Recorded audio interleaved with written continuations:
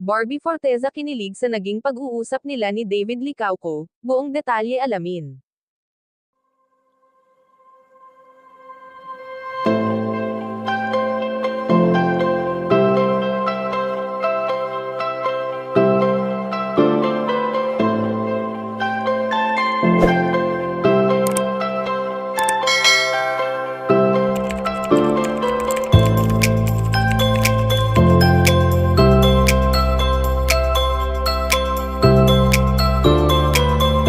Patuloy na pinag-uusapan ngayon sa social media ang pagpapakilig ng tambalang barda na kinuha sa pangalan nina Barbie Forteza at David Licauco.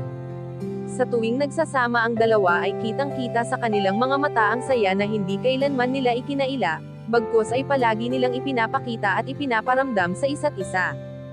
Bagamat may umalis man sa buhay ni Barbie Forteza at ito nga ay walang iba kundi ang ex-boyfriend nitong si Jack Roberto na minsan nang nagbigay ng kaligayahan sa dalaga na ngayon ay lungkot naman ang kanyang nararamdaman.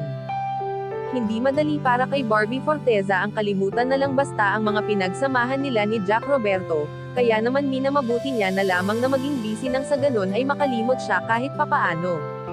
Sa sitwasyon nga ngayon ng dalaga ay talaga namang nandyan palagi si David Licauco na handang samahan at suportahan si Barbie Forteza sa mga nais nito sa buhay.